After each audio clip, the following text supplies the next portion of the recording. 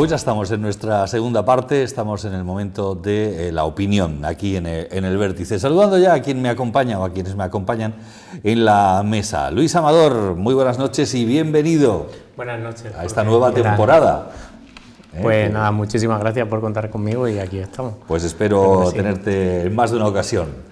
También saludamos esta noche a José Antonio Gallego, muy buenas noches. Muy buenas noches. Y bienvenido un día más. Bien hallado.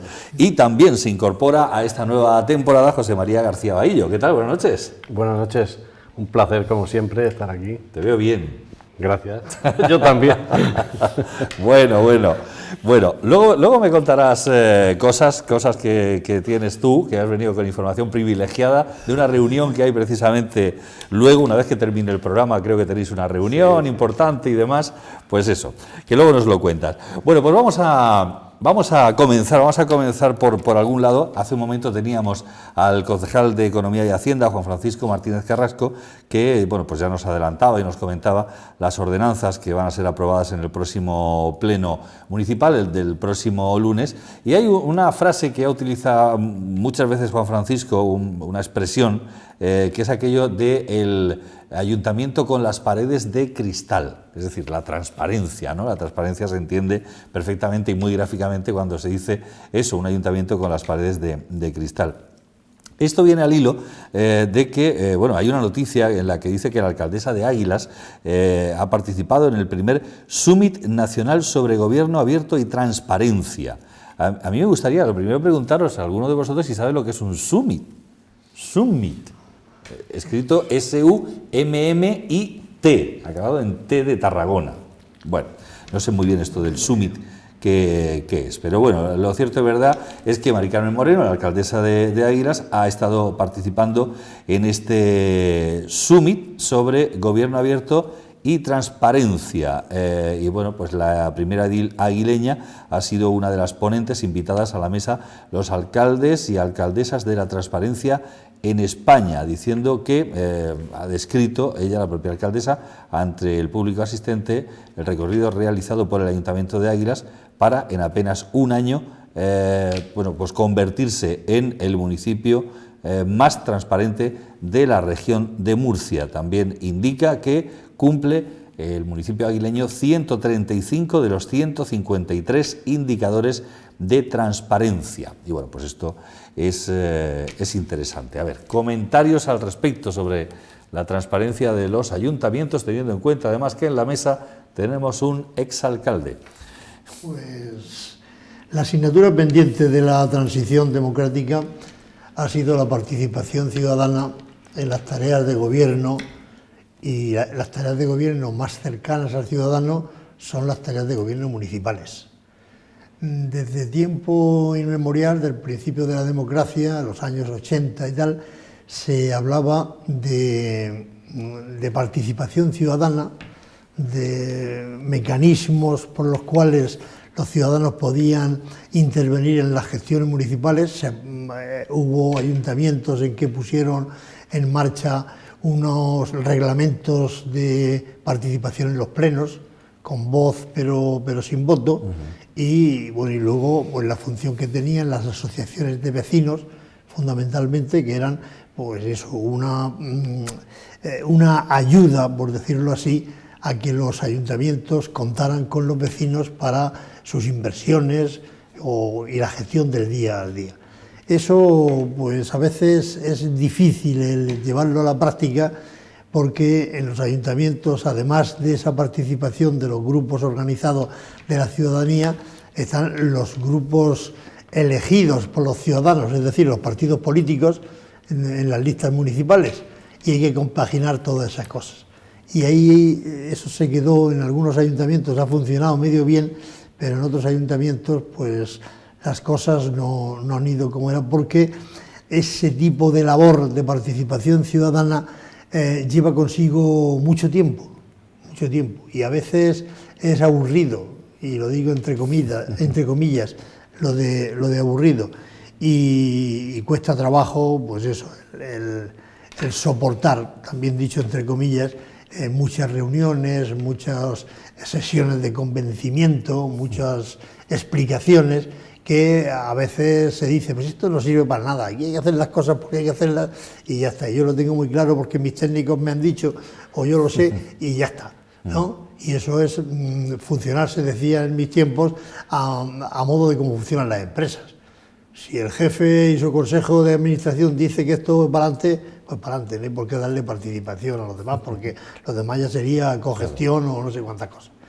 Así que por ahí está. A mí me parece muy bien lo de la transparencia, aunque ahora se habla de transparencia, creo, en otro sentido, en el sentido de gobiernos de cristal, con los bolsillos de cristal, se dice, para que se explique a dónde van los dineros de los ciudadanos, sobre todo motivado la ciudadanía por los numerosísimos casos de corrupción que ha habido en muchos aspectos, sobre todo cuando el ladrillo ha empezado a intervenir en la vida económica de los municipios. Y he hablado demasiado ya yo. Pues además de un exalcalde, tenemos un exconcejal de Economía y Hacienda en la mesa. A ver, ¿qué nos cuenta Luis? Hombre, lo de la transparencia siempre es bueno. El que los ciudadanos puedan acceder a todos los datos y demás que tiene el ayuntamiento está bien. Hacer una bandera de un ayuntamiento de la transparencia, es decir, cumplimos todos los indicadores que alguien ha puesto y tal, yo creo que más que porque alguien nos lo diga, en un ayuntamiento se tiene que hacer porque ese ayuntamiento él mismo quiera hacerlo y debe de ser así. Pero yo aquí entraría también a valorar lo de la transparencia por la transparencia, es decir, alguien nos llega con un listado, nos dice qué tal, lo cumplimos y qué buenos somos.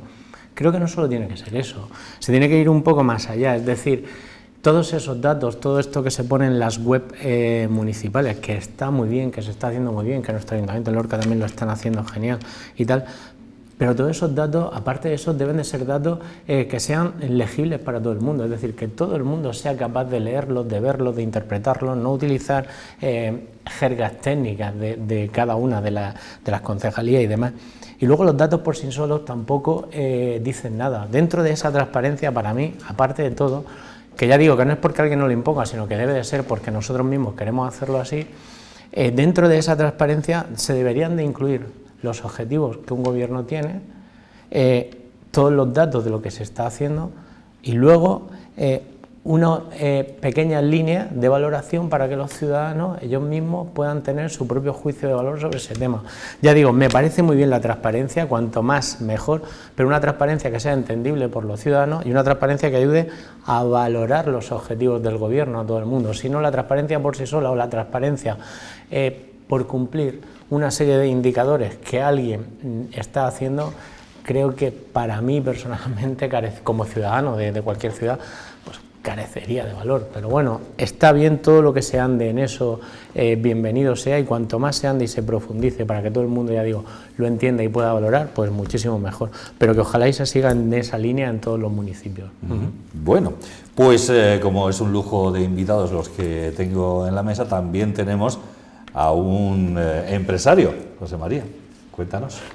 Bueno, yo pondría como ejemplo a don José Ballesta, que fue muchos años consejero y ahora es alcalde del Ayuntamiento de Murcia, y que dijo que por bandera iba a poner la transparencia en el Ayuntamiento de Murcia, y al final se topa con la pared porque es muy difícil, al final se convierte en utópico. Decía que iba a hacer los plenos, algunos, en la placeta que hay enfrente, o sea, delante del Ayuntamiento, y que allí iba a poder asistir todo el mundo, y que la gente iba a poder preguntarle y que iba a haber una transparencia total, pero al final eso da pánico, porque te llegan, como está pasando ahora mismo, los del AVE del soterramiento, y te llega cualquiera y te dinamita un pleno, vamos, de todas, y entonces al final el político se da cuenta de lo que es la realidad, y al final esa transparencia, pues lo que hablaba él, se convierte simplemente en una transparencia numérica, que esa transparencia numérica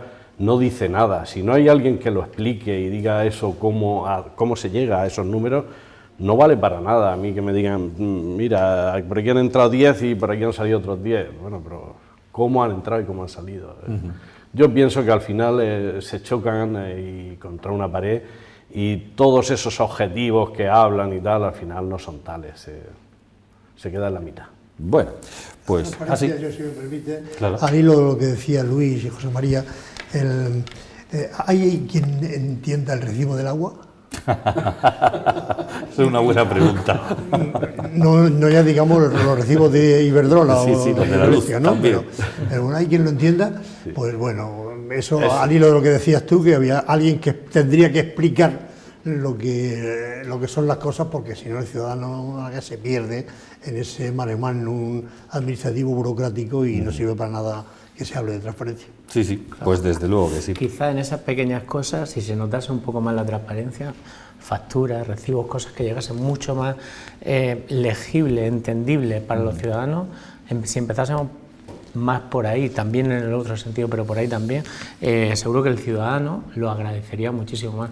Alguien abriría el periódico, vería, bueno, se han modificado los recibos del agua, al hilo de lo que dice José Antonio, para que sean más entendibles. Seguro que eso al ciudadano le va a llegar mucho más, que se hayan cumplido no sé cuántos objetivos de una lista hecha por un tercero. Entonces, transparencia sí, pero que llegue al ciudadano y no solo de cara a la galería, claro que sí. Ya, pero mira, yo como vicepresidente de la Cámara de Comercio, por ejemplo, vamos a seguir con el ejemplo del recibo del agua. En el recibo del agua se grava a los pequeños comercios, al autónomo, a favor de las personas que viven en un hogar y las personas que simplemente tienen el recibo de la casa. ¿Por qué? Pues porque piensan que hay que gravar eso y ese tipo de consumo. Eso todo el mundo no lo ve igual, o sea, el comerciante lo ve fatal, el comerciante piensa que se le está robando y el de la casa pues lo ve de otra manera. Si tú explicas el recibo del agua demasiado, pues te puedes encontrar que hay la mitad de la población que se te va a echar encima porque es así, porque al final el agua hay que pagarla entre todos. ¿Y quién paga más? ¿Por qué pagan más el metro cúbico? ¿Por qué sube el metro cúbico más si se consume un poco más? Y si yo tengo una familia de 5 hijos y gasto mucho porque tengo 5 hijos, ¿por qué tengo que pagar más? Es que al final estas injusticias son así y dar demasiada transparencia, claro, pues puede ser un peligro total. Sí, el caso de mi madre es justo el contrario. Pongo el ejemplo de mi madre, es justo el contrario, es que ella vive sola y dice, pero ¿por qué pago tanta agua si yo no gasto tanta agua? Y es porque, bueno, pues está en una calle de primera o tal, que es lo que no termina de entender pues una persona mayor de 82 años, diciendo, ¿y por qué? Si yo vivo sola y apenas gasto agua. En fin, bueno, pues efectivamente, quizás habría que explicar un poquito más todo esto, habría que ser un poquito más didáctico por parte de los políticos fundamentalmente. Pero bueno, ya que estábamos con el ejemplo del agua, vamos a seguir hablando de agua, pero ya de otro tipo de agua. Bueno, parece ser, y según ha dicho la ministra Tejerina, es posible que haya restricciones de agua de regadío para tratar de pues paliar la sequía y que no falte para el consumo humano, digamos. Los agricultores de Cartagena lo que han hecho fundamentalmente es lanzar una especie de órdago, una idea, no sabemos si muy descabellada o justo todo lo contrario, de poner en marcha una desaladora privada. Y bueno, pues ya están incluso ofreciendo al resto de los agricultores de la región la posibilidad de que se sumen, inviertan, digamos, en esta desaladora. No sé si habéis oído algo de esto. Sí, y aparte eso es una solución, es un parche. Las desaladoras son un parche, es un complemento de lo que debe hacer en el reparto de agua en España, porque hay agua para todos si se repartiera bien. Pero mientras que no se solucione, que es un tema que tiene que solucionarse políticamente y es muy complicado con el estado de la autonomía, si tuviéramos un poco de tiempo, pues habría que contar alguna vez lo que ha pasado en España desde 1994 hasta estos días. Pero, por ejemplo, en Águilas tienen 2 desaladoras privadas aparte de la oficial, me parece que así, y no están muy preocupados. Están preocupados por el precio a los que les sale el metro cúbico, pero que ellos pueden solucionar, por lo visto, por lo que he oído en las declaraciones de estos últimos días, pueden solucionar el tema. Las desaladoras son una solución, pero coyuntural. La solución es asegurar un trasvase fijo, que venga agua suficiente cada año de donde sobra agua, aunque este año es verdad que hay que decir que en determinados puntos de España que había agua, ya no la hay, como vemos en las imágenes que hay, pero todavía hay sitios de los que podía venir agua al sureste que no vienen. Además del Ebro, que es la asignatura pendiente, y eso ahora vamos, no se puede tocar el tema, y está por ahí Cataluña por el medio también, aunque no solo Cataluña, pero del Tajo Medio podía venir más agua aquí y pagándola. Porque el problema que tampoco, por eso da transparencia, que no se explica bien, es que lo que se ha pagado desde el sureste, desde Murcia fundamentalmente, lo que pasa es que Murcia va a dejar sola. A mí me da rabia hablar del sureste en los temas de agua, porque al final cuando hay reivindicaciones o hay quejas, es Murcia la única que va para adelante. Alicante más o menos se arregla. Y Almería, con sus trasvases internos de Almanzora y tal, pues del Negratín a Almanzora y el otro del Vinalopó, Júcar Vinalopó, se solucionan los temas. Y ahí se dejan a Murcia sola en ese aspecto. Pero habría que decir alguna vez que hay muchos cuadros del Greco que se han arreglado con dinero del trasvase. Entonces, eso habría que decirlo así de claro, ¿eh? Y eso se puede documentar. Vaya, a ver. Bueno, yo diría dos cosas. Lo primero, la noticia que has comentado. Parece ser que hablan de 2.500 hectómetros cúbicos. O sea, se supone que el déficit hídrico de la región de Murcia es de 400 hectómetros cúbicos anuales. Bueno, pues esta desaladora dicen que tendría 2.500. Yo cuando he oído la noticia me creo que eso pues es mentira, no lo sé. Yo no termino de creerme que si el problema que tenemos es de 400 hectómetros cúbicos, cómo esta gente llega y hace una desaladora de 2.500, con lo cual me gustaría a mí que esta señora viniera aquí y nos lo explicara, a ver cómo se hace eso, porque ¿dónde hay que pagar? Yo creo que eso no tendría que ser ni siquiera la inversión privada, que eso lo pagaría totalmente la administración, ¿no? Eso por un lado. Yo me pienso que esto es una tontería que ha dicho alguien. Por otro lado, la solución a los problemas del agua, yo estoy convencido que tiene que ser los trasvases, pero los trasvases del agua que se está tirando al mar, de la parte baja de las cuencas. Y yo creo que esa es la única solución hoy día buena de verdad. Las desaladoras hay que seguir investigando y hay que seguir para adelante, pero yo ahora que están los catalanes precisamente con todo este revuelo, con el tema de tocar la Constitución, creo que ahora es el momento de tocar la Constitución y declarar por Constitución que el agua es un bien público de España y que hay que manejarlo como tal. Aunque Pero eso ya está, ¿no? Sí, Eso ya está teóricamente está lo reconoce declarado así. la ley de agua del 85, Claro.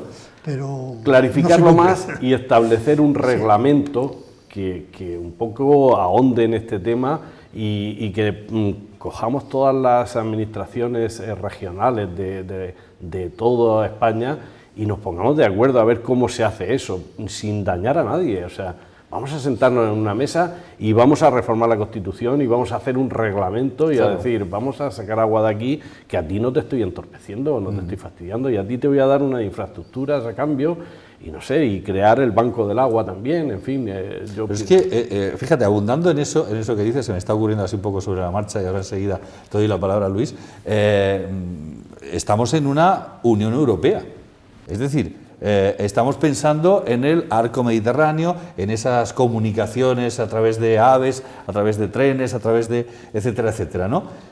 ¿Por qué no traer también agua del resto de Europa junto con las vías del tren, por ejemplo? Es decir, me refiero que puestos a decir, oye, somos europeos. De un trasvase del Ródano, se habló de un Claro. trasvase del Ródano por la costa, pero eso es incluso más complicado que el trasvase del Ebro y del Tajo Medio. Sí, no, claro, sí, al final sería, digamos, una unión de cuencas Sí. de toda Europa, por así decirlo, y que en las zonas donde falte agua, pues venga, agua de donde tenga que venir, que hay agua suficiente en toda Europa, como si tiene que venir de los glaciares de Suecia, no sé.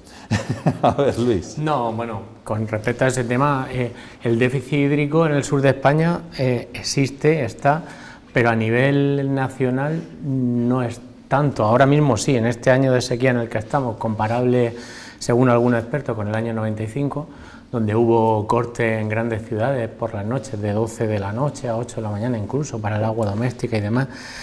Y más en aquel entonces se debía a que las redes de agua de canalización de muchas ciudades, nunca mejor dicho, hacían agua por todos sitios y cortaban el agua de noche cuando subía la presión para que se perdiese mucha menos.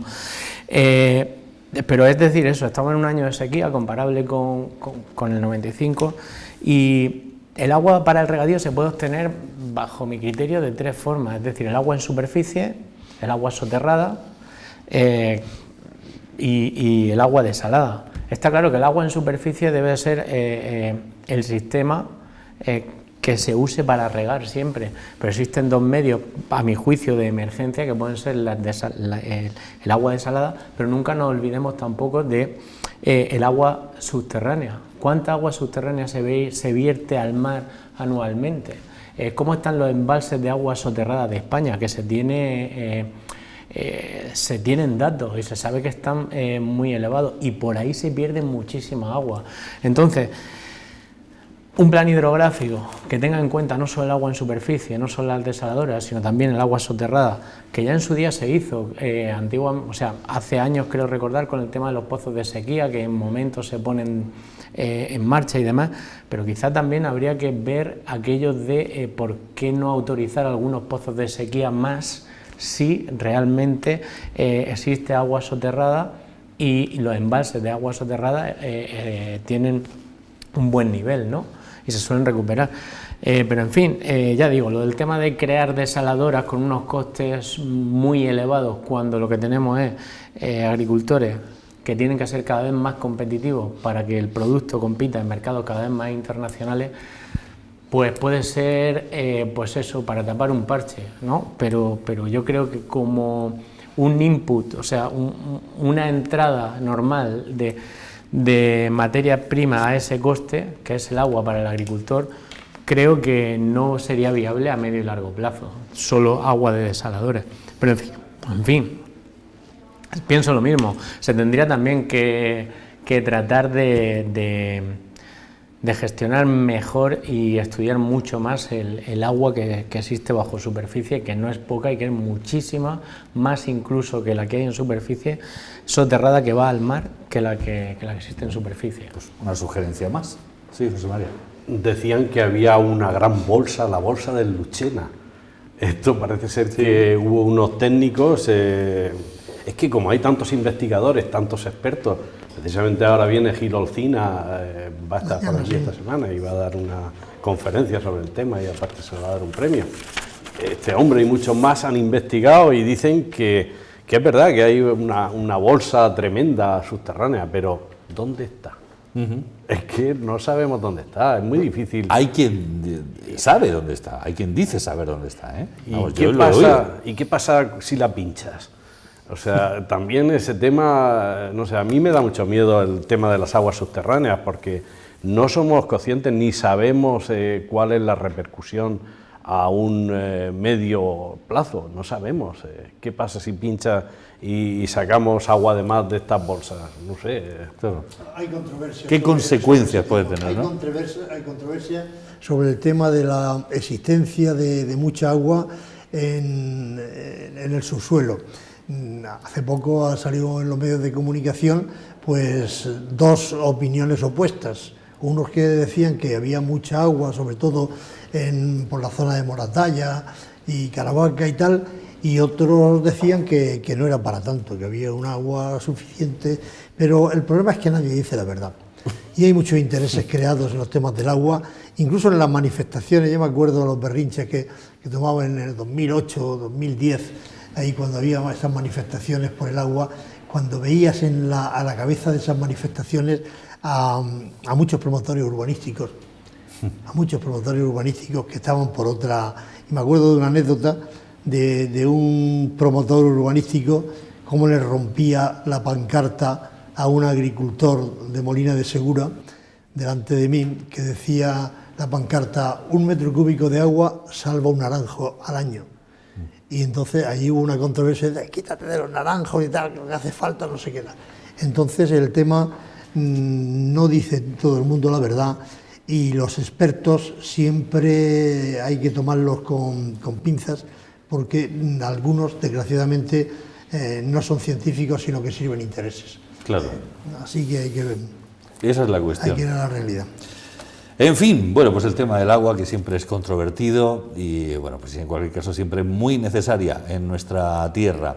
Está todo el mundo, todos los telespectadores, yo sé que están muy ansiosos ya por saber eso que nos iba a contar José María García Bahillo, porque, claro, lo he dicho yo al principio, que tenía una reunión después. ¿Qué pasa? ¿Qué reunión es esa? ¿Qué ocurre? ¿Puedes adelantar algo? Vamos a ver, yo no puedo adelantar mucho porque no sé yo todavía tampoco el contenido. Claro, evidentemente, porque todavía no has llegado a la reunión. Además, parece ser que este hombre, bueno, la reunión es con Suggenbau. Sí, o sea, el propietario del Lorca Fútbol Club nos ha citado a la Cámara de Comercio y a la Confederación de Empresarios de Lorca y Comarca, nos ha convocado para, según él, para establecer sinergias comerciales e industriales con China y con el resto de España. Es decir, quiere aprovechar el Lorca Fútbol Club para que cuando haya un partido, pues aparte de la gente que viene de toda España, y pueda interactuar con los empresarios de aquí de la comarca, que también venga gente de China para también establecer sinergias con ellos. Toma ya. Yo no sé de qué va a ir el tema, pero va por ahí y nos ha convocado para hablar de este tema en plan distendido y, bueno, distendido, sí. Con el problema que tiene él de que no sabe hablar español. Bueno, pues ya está, pero ahí va a haber un intérprete que va a ir contando todo. Bueno, ya nos contarás, José María, nos contarás. Imagino que luego todos los medios harán eco de esa reunión. Sí, imagino, claro. si no es a puerta cerrada o si no... Yo desconozco el tema, sé que ha intervenido el concejal de deporte y que el alcalde pues no sabía seguro si podría venir o no. No lo sé. Pero bueno, que ahí está la cuestión. Bueno, no sé, esto no requiere de ninguna opinión, era solamente... Pero vamos, si queréis opinar al respecto... Por decir una broma que he dicho antes, fuera de cámara, que le diga al señor dueño del Lorca Deportiva que fiche 2 delanteros, que nos hace mucha falta también. Qué pena, sí. Bueno, ahí está, ¿no? Que los resultados deportivos empiecen a verse también, que son importantes. Bueno, pues nada, ya conoceremos la cuestión. Otra cuestión que también ha salido a la palestra en estos últimos días es aquella famosa planta fotovoltaica. ¿Habíais oído hablar de la planta fotovoltaica, que iba a venir la más grande de no sé si del mundo o de Europa o de tal, que venía a las pedanías altas? Pero esa continúa, ¿no? No. ¿O la han cambiado? No sé, han cambiado. Ahora parece ser que han cambiado de ubicación. Sí, parece ser que se queda en Puerto Lumbreras. Yo qué tonto soy. Me había querido que era otra.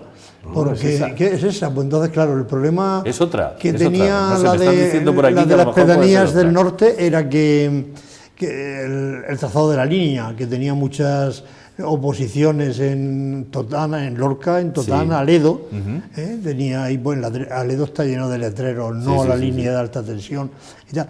Pues yo creí que era otra. Pues no sé, igual es otra, si pero si es aquella, no me queda claro. Si es aquella, pues bueno, bien, habrá que explicar por eso de la transparencia el por qué se ha ido fuera del término municipal de Lorca. Sí. Porque eso, por lo menos como imagen, suena mal. A lo mejor no tenía más remedio, porque los temas empresariales a veces escapan sobre todo de las administraciones públicas, pero al final se le echa la culpa al alcalde. Claro. Por lo cual habría que explicar un poco. También sería cuestión de explicar que esto se lleva hablando ya no sé cuánto tiempo, pero me da a mí que años, y que todavía ahí no se ha puesto ni un ladrillo, vamos, como se suele decir. Yo creo que no es la planta fotovoltaica de pedanía alta, puesto que esa... información muy antigua, pero la información que yo tengo ya estaba metida en el ministerio, aprobada y demás, ¿no? Yo creo que es una planta que se estaba en estudio para poner en la pedanía de Almendrico. Eso creo yo. Y según información que tengo, pero no puedo asegurar la certeza de esa información, pero eso parece ser que no ha habido un acuerdo con los dueños del terreno a la hora de ponerse de acuerdo y comprar el terreno. Entonces, en una ubicación cercana para poder aprovechar las líneas de eléctricas de evacuación y demás, pues parece ser que se han ido a terrenos cercanos, llegando a un acuerdo con los propietarios de dichos terrenos y en el término municipal, pues sí, en el término municipal de Puerto Lumbreras. Vale, pero que vamos, Sí. que son dos cosas. Creo que son dos cosas diferentes, dos cosas distintas, es decir, una es la planta fotovoltaica de las pedanías altas y otra es esta planta fotovoltaica que ya digo que creo que no estaba tan avanzada y que estaba en proyecto, en proyección pues por la zona de Almendrico y demás. Sí, efectivamente. Eso creía yo. No, al hilo de lo que está diciendo Luis, y de ahí las dudas razonables de José Antonio, me pasan pues que el concejal Ángel Meca dice que hemos hecho todo lo posible por mantener el proyecto de planta solar en Almendricos y defenderemos siempre el legítimo interés de todos los lorquinos. Dice el edil de obra, reitera que el ayuntamiento, ante posibles afecciones negativas al municipio, siempre defenderá los legítimos intereses de todos los lorquinos, a diferencia, dice, de otros que cambian el discurso de forma egoísta y oportunista. El concejal Ángel Meca ha ratificado que el consistorio ha hecho todo lo que estaba en su mano para que el proyecto de construcción de la planta solar que pretendía levantarse en la pedanía de Almendricos se materializara.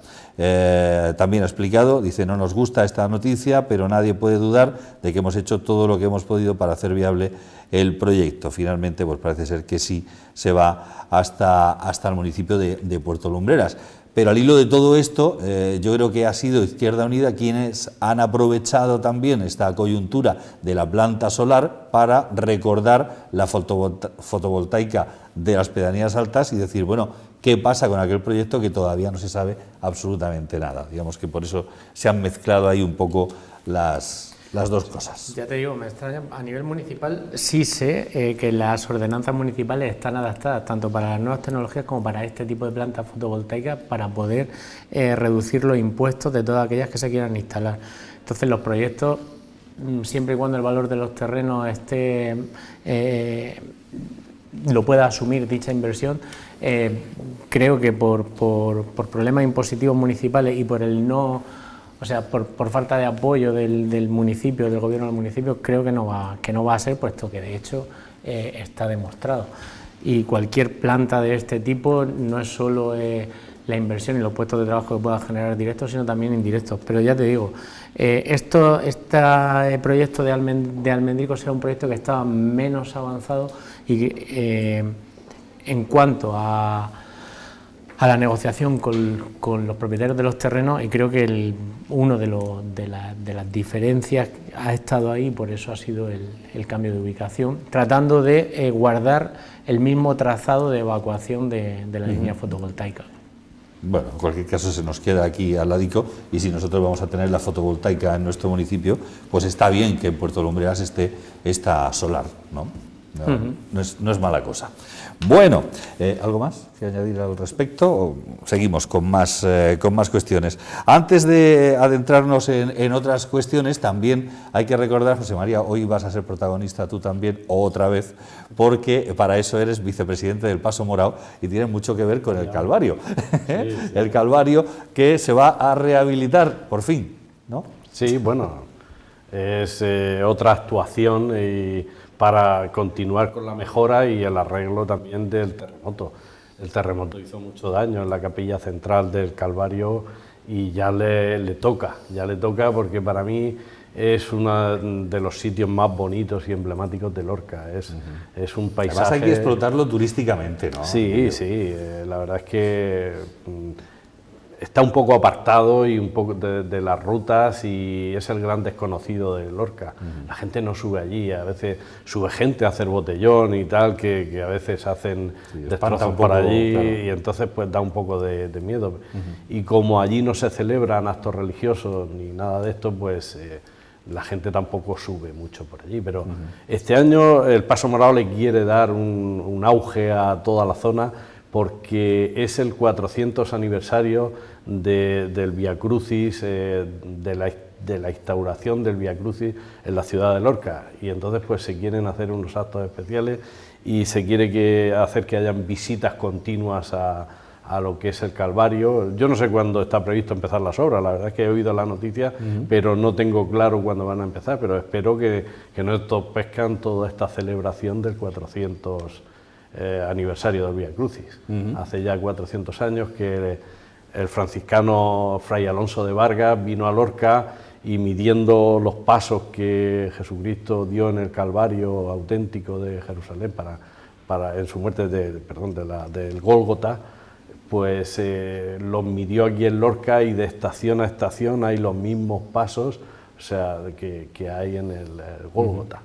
Con lo cual es algo muy importante para Lorca el dar a conocer, aprovechar esto para dar a conocer lo que es ese entorno tan maravilloso que son esos olivos, esa visión de Lorca desde arriba.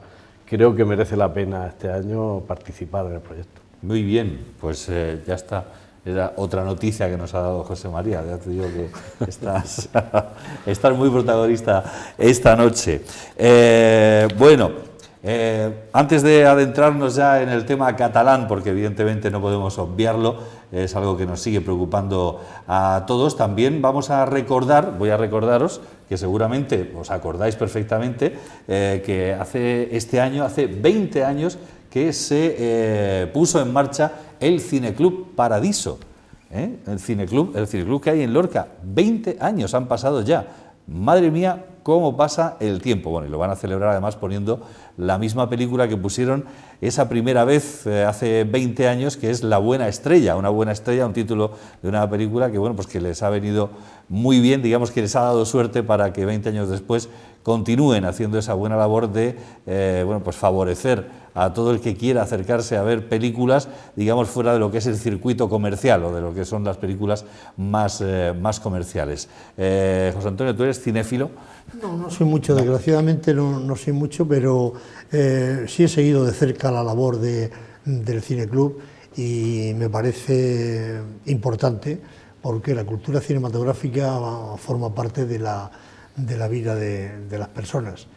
Y es el famoso séptimo arte, ¿no? Sí, pero no sé si a veces el arte imita a la naturaleza o la naturaleza imita al arte, pero el problema está en que las películas son siempre retazos de la vida misma, de la realidad, y al mismo tiempo también son muchas veces documentales, documentos vivos también de la realidad. Por lo tanto, aparte de creación artística, que está bien, el cine tiene que formar parte de la vida de las personas y sobre todo no hay persona culta que no tenga por lo menos que un determinado acercamiento al cine de aquella manera, porque en el cine a veces está también mucha historia de la vida. Vaya, cierto es. Hablando de documentales, también tienen previsto la proyección de un documental titulado Cantábrico, sobre el oso pardo de la cordillera cantábrica. ¿Cinéfilo? ¿Luis? Sí. Un poco, me reconozco un poco friki en eso del cine, ¿no? Sí, bueno, todo hay que decirlo. Me gusta pues el cine de acción y ciencia ficción y todo eso, pero reconozco que una iniciativa como esta es necesaria, es decir, mantener la cultura, mantener el patrimonio cinematográfico, o sea, mostrar el patrimonio cinematográfico fuera del circuito habitual a la gente, pues es una buena labor y sobre todo pues para aquellos que les gusta y descubren pues ese otro cine, que es verdad que en las grandes salas y para las grandes masas pues no se proyecta. Claro. Y sobre todo la proyección de películas pues que con el tiempo las generaciones pues que ya tenemos cierta edad las vamos teniendo en la cabeza, ¿no? Pero las generaciones venideras no las han visto y son películas que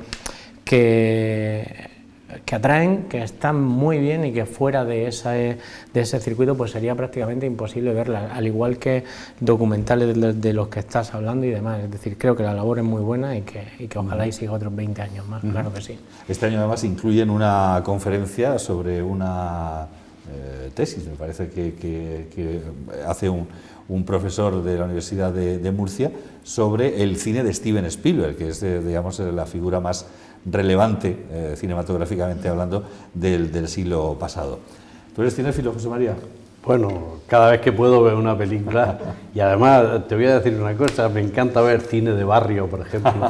¿Y sabes por qué? Porque, como decía José Antonio, te recuerda el pasado reciente de España y entonces ves pues cómo eran los coches, los guardias urbanos, los sombreros que llevaban, cómo vivía la gente en los electrodomésticos, cómo fumaba un médico dentro de la consulta, la consulta te echaba el humo, o sea, todo lo que hoy a veces lo ves y dices, pero bueno, ¿cómo estábamos antes? Claro, es verdad, y ahora lo recuerdas y a mí me encanta recordarlo.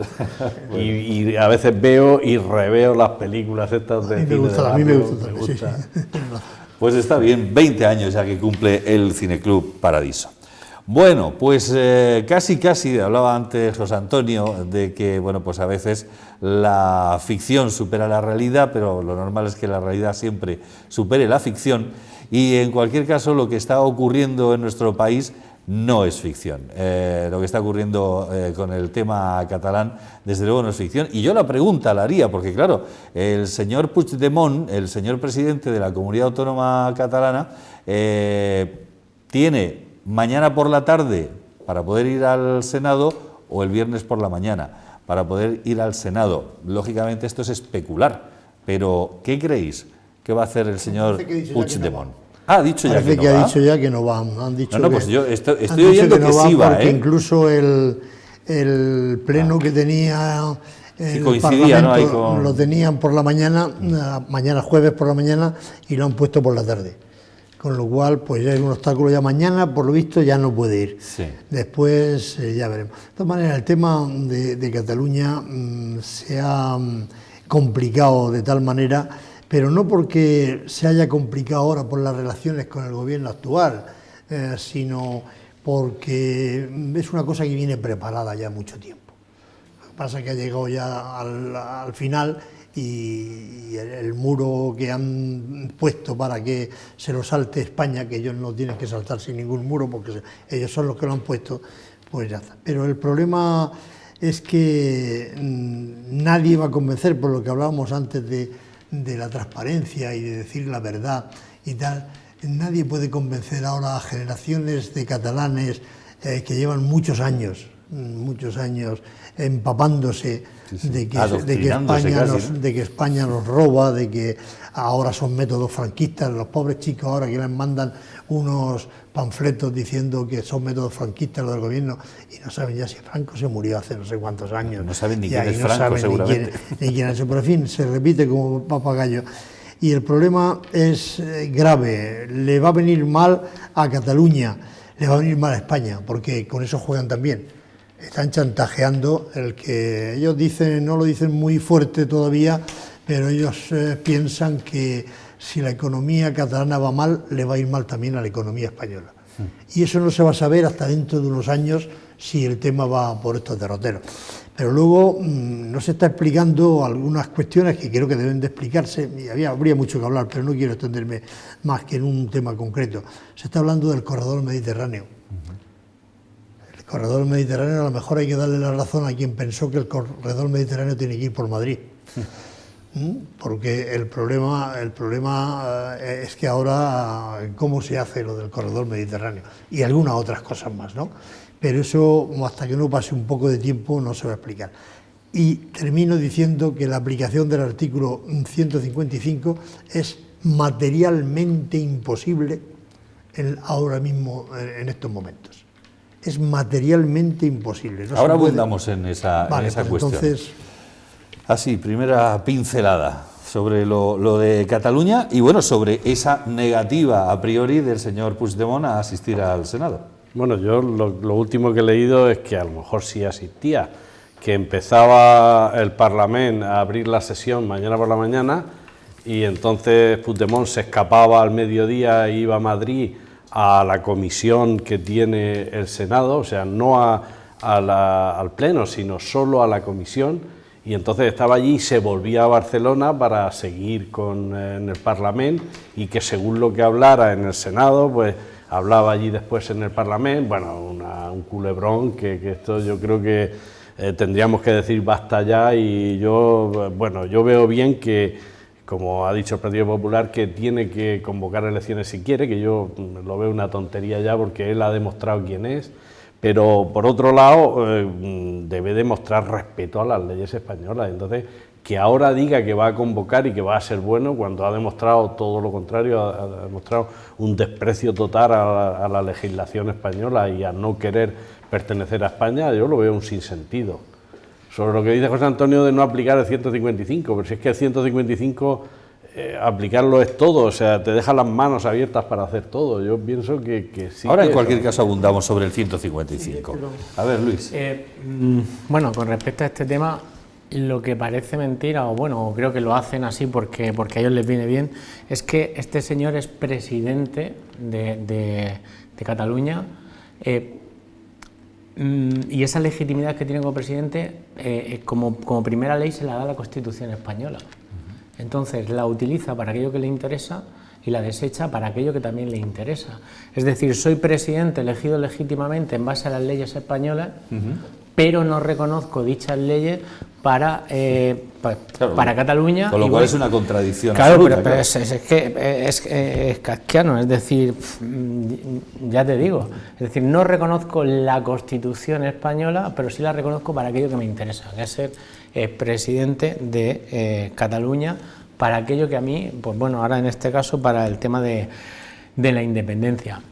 Lo de aplicar el 55, que ahora entraremos, vale, lo único que sí quiero decir al respecto es que yo tengo que agradecerle a gente que en su día, pues quizá como José Antonio y los padres de mis padres, toda esta gente que nos dotaron de aquella Constitución que votaron. Yo no la voté, era muy pequeño.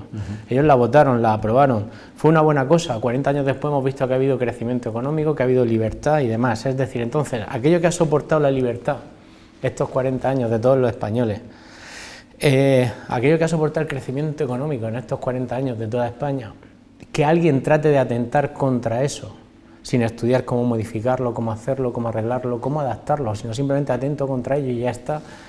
Yo no sé cuál sería el mecanismo, pero sí digo que no se debe de permitir que se haga.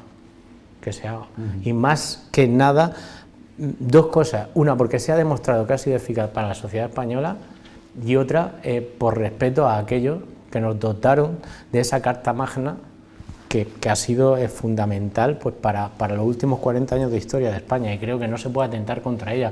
Atentar contra ello, yo soy de aquellos que dicen que quien hace eso, sin tratar de cambiarlo y tal, pues está dando de alguna manera un golpe de Estado. Es decir, bajo mi criterio y mi punto de vista, ya te digo.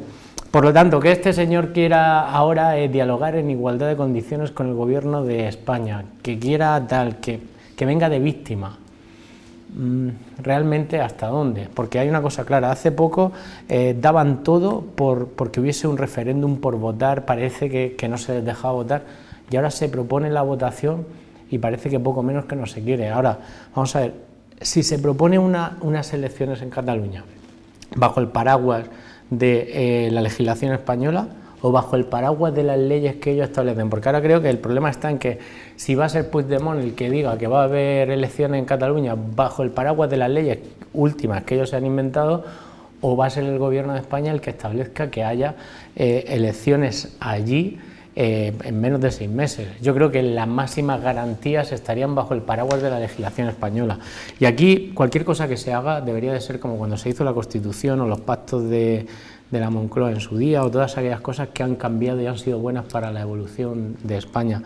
Y es que todos los partidos constitucionalistas cerraran filas con arreglo a esto, es decir, que salieran al unísono. Luego, interiormente, puede haber debates, diferencias, tal, pero de cara a la ciudadanía, yo creo que lo mejor es que ellos estuviesen totalmente unidos y salir bajo un mismo criterio. Sí, José María. Yo discrepo en este tema, yo discrepo porque creo que la Constitución ha servido estos 40 años, creo que la Constitución está plenamente vigente, pero también creo que hay que darle un repasico. Creo que hay que darle un repaso y hay que modernizarla y precisamente desarrollarla, porque no podemos tener tantísimos años una Constitución sin tocar, o tocando solo unos rectilín pequeñitos, claro. O sea, creo que ha llegado el momento. De las famosas enmiendas, sí, ¿no? de las lo que hablábamos antes del tema del agua, por ejemplo, el tema de la educación serviría, por ejemplo, para Cataluña, de decir, bueno, señores, hay un Instituto Nacional de la Historia que está en España. ¿Por qué no hacemos que todos los libros de texto de todas las comunidades autónomas pasen por ese Instituto Español y se lean y haya una historia común para toda España y no que lleguen los catalanes y pongan la historia que les dé la gana? O sea, vamos a aprovechar la Constitución para arreglar todas estas cosillas no, cosas muy gordas que hace falta ya arreglar, y creo que la Constitución tiene que dar respuesta a los nuevos tiempos que corren, y ahora mismo lo que hablábamos antes del cine, no es lo mismo cómo estamos ahora a cómo estábamos hace 40 años, es que no tiene nada que ver. Resumiendo, lo que quería decir es que sí, que se modifique, que se adapte a los nuevos tiempos, pero que no se atente contra ella. Sí. No, que yo no digo que no haya que aplicar el artículo 155, yo creo que sí hay que aplicarlo. Pero hay que aplicarlo ya. Lo que digo es que hay un problema práctico, de aplicación práctica, porque son 200.000 funcionarios. Los que tiene Cataluña, son 2 millones de personas, 200.000 funcionarios que han estado adoctrinados mucho tiempo y que le deben el puesto, muchos de ellos, a los que los dirigen, a todo eso de la ANC, del no sé qué y tal, que están por ahí. Y luego yo creo que hay que aplicarlo ya, porque dicen que no hay violencia, se jactan de que no hay violencia. Hay mucha violencia, violencia no de tiros y sí de algún palo que otro, y no solo por las fuerzas de seguridad, sino violencia a nivel de calle, a nivel de escuelas, a nivel de familia y amigos. Ahí hay los scratches que está habiendo ahora en muchos sitios, que ha habido contra la Policía Nacional, o que está habiendo en algunos sitios, los están sufriendo personas concretas, familia concreta que vive en Cataluña. Por lo tanto, yo creo que lo difícil va a ser el aplicarlo, y que el gobierno tiene que tener cuidado que no ocurra el fiasco del no referéndum del 1 de octubre, que sí fue referéndum. Es decir, que la gente votó, que hubo urnas y se dijo que no iba a votar, que no iba a haber urnas y que no sé cuántas cosas, y que no se diga ahora que sí va a haber esto y que se va a someter y que van a obedecer los funcionarios. Los funcionarios no van a obedecer, van a tener por lo mínimo residencia pasiva y en algún caso activa y muy activa. Y luego hay otro tema que se olvida y no se dice mucho, ya lo van diciendo por ahí en algunos medios de comunicación, es que la Generalitat tiene montada una administración informática paralela, que el Estado tiene que tener mucho cuidado de que no las pongan en marcha, porque el problema ahora es si están entrando en los centros donde están todo el cerebro informático de la comunidad autónoma de Cataluña, pero ellos pueden ahora mismo impedir muchas cosas, como impidieron en su momento cuando le cancelaban una cuenta, clonaban otra al momento y otra al momento y tal, y eso hay que tener cuidado porque es difícil la aplicación. A mí me preocupa esa aplicación, que además no sé cómo lo van a hacer, y el gobierno se la juega si ya decidida la aplicación en su momento no es capaz de llevarla a la práctica. Y de las elecciones yo soy absolutamente, dudo muchísimo de su eficacia, porque al final, como mucho, saldrá lo mismo. Ya. ¿Pensáis o creéis en algún momento que todo esto puede desembocar en actos verdaderamente violentos? Hombre, yo creo que como tal no. ¿Existe un riesgo? Sí, pero existe un riesgo porque se ha generado un odio desde Cataluña hacia el resto de España. O sea, no entiendo que el tema del independentismo, pero si haciendo un esfuerzo pudiese llegar a entenderlo, que ya digo que no lo entiendo, lo que sí que no entiendo es aquello del odio. O sea, yo creo que a las generaciones actuales nos han enseñado a ser solidarios, a ayudar a los demás, a tener una economía social, a la igualdad de reparto entre toda España que establece la Constitución española, la solidaridad. Y con el resto de Europa. Claro, la solidaridad entre los pueblos, el pertenecer a la Unión Europea. Y que ahora se vengan con estos temas de, ya no digo solo independentismo, sino este odio visceral que se ve en todas las noticias que salen y demás. Es algo que es inentendible. Y poniendo un poquito otro ingrediente a esta conversación, creo que en todos los temas de Cataluña y en todo lo que se le dice a la opinión pública se debería de tener en cuenta algo muy importante para mucha gente en Cataluña, sobre todo de lo que se suele llamar la burguesía catalana, y es que el 1 de enero del 2018 se levanta el secreto de sumario bancario en Andorra. Y entonces eso es posible que pueda explicar por qué gente de derecha como el PDK, el partido de Puigdemont, y gente como la CUP de extrema izquierda pueden estar unidos en un mismo gobierno persiguiendo una misma cosa. Unos de forma visceral y los otros quizá diciendo, cuando levanten el secreto de sumario, o sea, el secreto bancario en Andorra, todo aquello que se va a poner de manifiesto que va a pasar. Y ahí lo digo, cada uno que piense lo que quiera, pero quizá algunos están pensando a ver si llegamos a la independencia antes del 1 de enero y el gobierno de España ya no tiene nada que hacer aquí. Y lo iremos viendo, es algo que se irá viendo. Ya digo, por meter un ingrediente económico más aquí, porque si esto está tapando todo, también está tapando lo de Pujol y todos los problemas del 3% y todas estas historias que se generaban allí. Pero aparte de esto, ya digo, el odio generado hacia España es algo, o sea, hacia el resto de España, y más si me una cosa que hablábamos antes de entrar en antena, y es que la mayoría de la gente que vive allí ahora mismo, sus abuelos o sus padres son de Extremadura, son de Andalucía, son de Murcia, gente que emigró hacia la industria que se estableció en su día en Cataluña, y que esos hoy en día sean más catalanes que el resto. Claro, yo hace poco hablaba con un amigo catalán, de apellido catalán, y me decía que, por cierto, él es catalán y español, y me decía, es que el problema que tiene toda esta gente que no tiene sus raíces de allí es que ante los independentistas tienen que demostrar que son más independentistas que ellos y se hacen mucho más radicales. Digo, pues mira, no termino de entenderlo. Y luego otra de las cosas, el miedo social que se genera en la calle de si no estás con ellos, parece que estás contra ellos y la gente empieza a tener pues, un poquito de miedo, el adoctrinamiento de los críos en los colegios. Si es que son tantas barbaridades las que están cometiendo. Sí, pero que se han permitido durante muchos años, que esto no es de ahora. Se han ido permitiendo por los diferentes gobiernos de la nación, claro, todas estas cosas que se veían, que todo el mundo las veía, que se denunciaban en muchos medios de comunicación a través de llamadas de oyentes en la radio.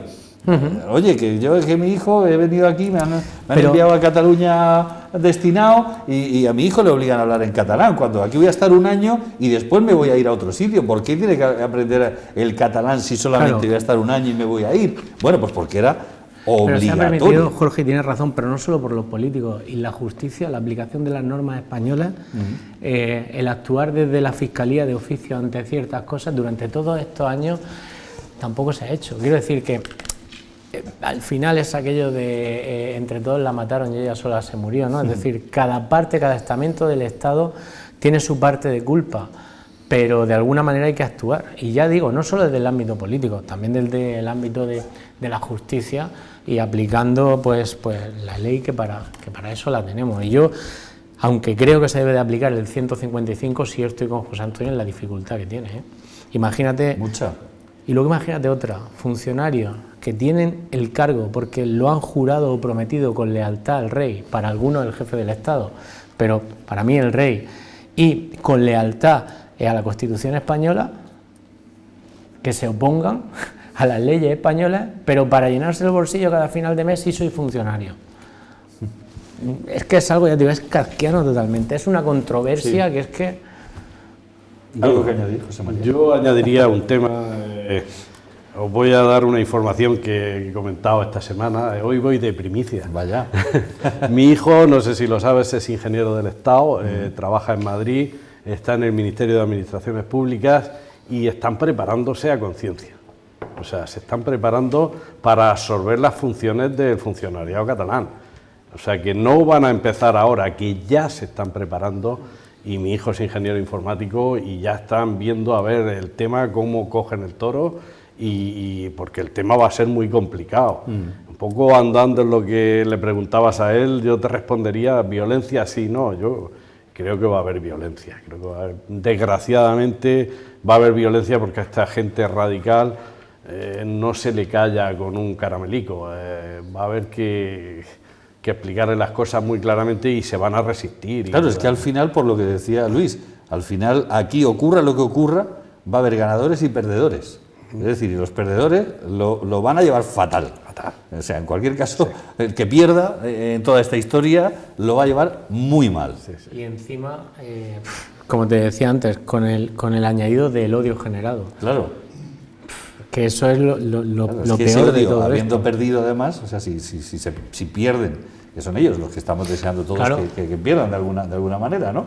No queremos que pierda nadie, pero bueno, de alguna manera queremos que pierdan ellos, los independentistas, pero evidentemente ese odio que tú decías, que ha estado durante tantos y tantos años fraguándose, eso puede explotar, y de qué manera, ¿no? Sí, esperemos que no llegue en ese caso la sangre al río, la sangre al río o a casos extremos, pero aparece que en algún momento que, sobre todo del lado de los independentistas, está esperando que haya un muerto. Sí. Parece que están esperando Claro, que haya claro, un muerto. evidentemente. Que sea, Para hacer un mártir, que sea pero y evidentemente. entonces a partir de ahí han intentado hacer mártires a estos dos que han encarcelado, y ahora que me imagino que encarcelarán a más, los harán mártires, pero mientras que se quede en eso, nada más. Pero si hubiera, por algún error de alguien, un muerto en un momento determinado, el tema se complicaría muchísimo. Pero insisto que ahí, a mí me parece que con algunas expresiones y algunos movimientos y tal, parece que están deseando que haya un muerto, porque violencia hay, si es que no hay más que notarlo. El sillazo ese que hoy por lo visto ya lo han condenado, el sillazo que le pegan al guardia civil en un colegio y tal, eso, es que eso no es violencia. Claro. Eso, Sí, pero van de pacifistas. Sí, cuando dicen lo otro y tal, Esa que es la con cuestión. violencia, Claro. es que no es violencia mantener encerrados ahí 18 horas a los agentes judiciales que van a... Es que eso es violencia, que no le han pegado físicamente, aunque en algunos casos sí, pero no. Claro. Luego, lo que sí están manejando muy bien es la propaganda. O sea, están manejando. Pero se le está volviendo, fantásticamente. perdón que interrumpa, se le está volviendo en contra, porque han incluso camuflado en las redes sociales vídeos que no corresponden a estos actos. Sí, pero la propaganda les ha funcionado. Sí, es cierto eso le ha ganado que ahora la a imagen. nivel internacional, es decir, medios de comunicación internacionales que en ese momento del día 1 de octubre se pusieron, digamos, muy del lado de aquellos que estaban siendo apaleados por las fuerzas de seguridad, ahora se están dando cuenta de lo contrario, ¿no? de que realmente aquello no fue así. De hecho, de los famosos 800 heridos que hubo aquel día, que salió en todos los medios, ¿no? Sí, ¿dónde están los partes médicos? ¿Dónde están los partes médicos? Hay 2 ingresados, me parece. ¿Y los partes médicos? Por eso digo, hay ¿dónde 2 están? ingresados. Realmente, por ejemplo, aquella actuación de las fuerzas de seguridad del Estado viene a colación, pues, de una decisión jurídica, ¿no? De una decisión de un juez de que se retiren la urna y de qué tal, es decir, y se hace en defensa de la ley que tenemos actualmente. Entonces, no se puede ir contra las fuerzas de seguridad de un Estado, y creo que tenemos que apoyarla, porque es que si no, al final se nos cae todo el sistema y no se puede ir en contra. Entonces, pues si tiene que ir gente a la cárcel por ir en contra de eso, pues irá y será así. Yo creo que el resto de España tiene que estar diciendo a los medios de comunicación: oye, mira, el resto de España también existe. Es decir, Galicia ha tenido problemas hace poco, Asturias también ha tenido problemas, y al final en política también se tiende mucho a aquello que más sale en medios de comunicación y que más tal, vamos cuanto antes a solucionarlo. ¿Y el resto de España qué? Quiero decir, a Cataluña hay que aplicarle una solución, quizá habría que actuar más y opinar menos, pero el resto de España ¿qué? ¿Qué estará diciendo la gente de Extremadura o aquí en Murcia con los problemas que tenemos de agua o como te decía, los incendios? ¿Qué pasa con el resto de España? ¿Por qué no se habla? ¿Por qué no se reivindica? ¿Por qué no?